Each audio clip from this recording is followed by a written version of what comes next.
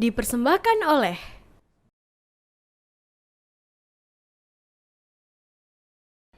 Bismillahirrahmanirrahim. Assalamualaikum warahmatullahi wabarakatuh. Alhamdulillahirabbil alamin wal aqibatu lil muttaqin fala udwana 'alal zalimin. Assalatu wassalamu ala asyrafil anbiya'il wal mursalin sayyidina wa maulana Muhammadin wa ala alihi wa ashabihi wa man tabi'ahum bi ihsanin ila yaumiddin. Amma ba'du. Sahabat beriman rahimakumullah. Setiap orang yang ada di dunia ini pasti akan mengalami yang namanya kematian. Karena dengan kematian itu akan mengantarkan seorang hamba dari kehidupan dunia yang fana ini menuju ke kehidupan yang kekal di akhirat nanti.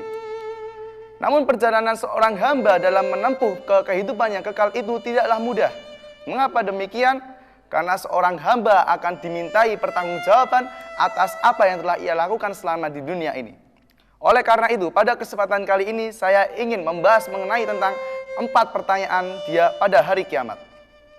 Sahabat beriman rahimakumullah, Rasulullah sallallahu alaihi wasallam pernah bersabda, "La tazullu qadama 'abdin yaumal qiyamati hatta yus'ala an umrihi fima afnahu wa an ilmihi fima fa'ala wa an malihi min aina iktasabahu wa fima anfaqahu wa an jismihi fima ablahu." Rawahu Tirmidzi.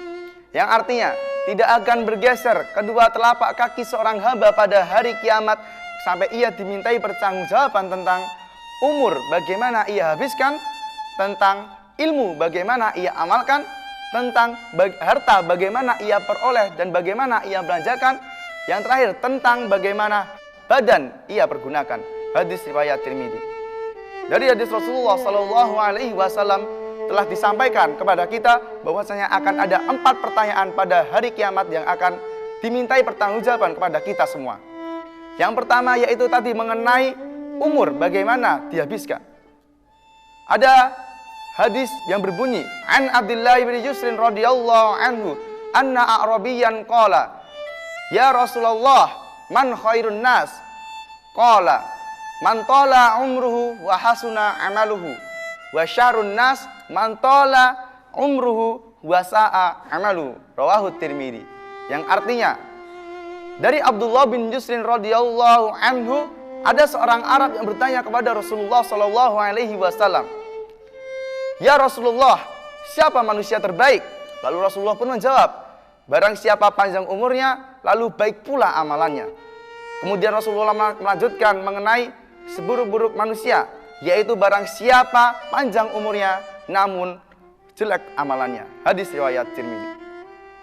Dari hadis Rasulullah sallallahu alaihi wasallam dapat kita pelajari bahwasanya panjang atau pendeknya umur seorang hamba tidak menjamin seorang hamba itu masuk surga atau neraka. Pertanyaan yang kedua yaitu mengenai ilmu, bagaimana ia mengamalkan. Ilmu adalah kunci utama untuk meraih kehidupan dunia maupun di akhirat. Karena dengan ilmu akan menjadikan pembeda antara orang yang berilmu dan orang yang tidak berilmu. Dan ilmu pula akan mengantarkan kita kepada kebahagiaan di dunia maupun di akhirat. Wa man arada dunya fa'alaihi bil ilmi, wa man arada al akhirah fa'alaihi bil ilmi, wa man aradahuma fa'alaihi bil ilmi. Barang siapa menginginkan dunia maka harus dengan ilmu, dan barang siapa menginginkan akhirat harus dengan ilmu, dan barang siapa menginginkan keduanya maka harus dengan ilmu. Pertanyaan yang ketiga yaitu mengenai tentang harta, bagaimana ia peroleh dan bagaimana ia belanjakan. Mencari rahmat, mencari karunia Allah Subhanahu wa taala tidaklah dilarang, justru malah diperintahkan untuk mencari rahmat di seluruh muka bumi ini yang telah ia karuniakan kepada kita.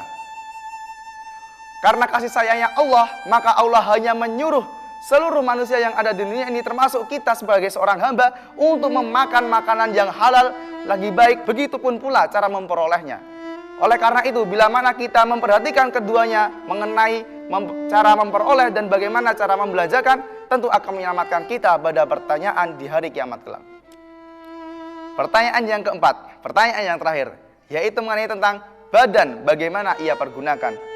Allah Subhanahu wa taala telah mengkaruniai kita jasad yang sempurna, jasad yang disertai panca indera, hati, akal pikiran, bahkan nafsu. Oleh karena itu, dengan kesempurnaan yang sudah diberikan Allah Subhanahu wa taala harus kita manfaatkan, harus kita pergunakan hanya untuk mengabdi kepadanya semata. Wa ma khalaqtul jinna wal insa illa liya'budun. Tidak aku ciptakan jin dan manusia melainkan hanya untuk beribadah kepadaku. Surat Az-Zariyat ayat 56. Oleh karena itu, Allah mengharamkan yang namanya narkoba, minum-minuman keras, berzina, dan aktivitas lain yang dapat merusak tubuh yang sudah dikaruniakan Allah Subhanahu wa taala. Sebagaimana firman-Nya, "Wa anfiqu fi sabilillahi wa la tulqu bi aidikum ila tahlukah wa ahsinu innallaha yuhibbul muhsinin." Dan infakkanlah harta kalian di jalan Allah, dan janganlah binasakan diri kalian dengan tangan kalian sendiri, dan berbuatlah baik, sesungguhnya Allah mencintai orang-orang yang berbuat baik.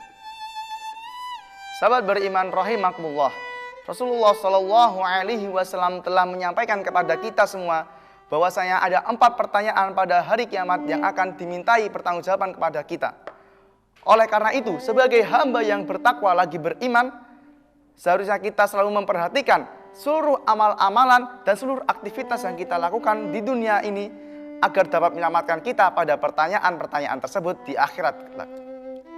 Mungkin cukup sekian yang dapat saya sampaikan, kurang lebihnya mohon maaf. Allahumma fa'na bima 'allamtana wa 'allimna ma yanfa'una fid dini wa dunya wal akhirah. Akhirul kalam. Wassalamualaikum warahmatullahi wabarakatuh. Dipersembahkan oleh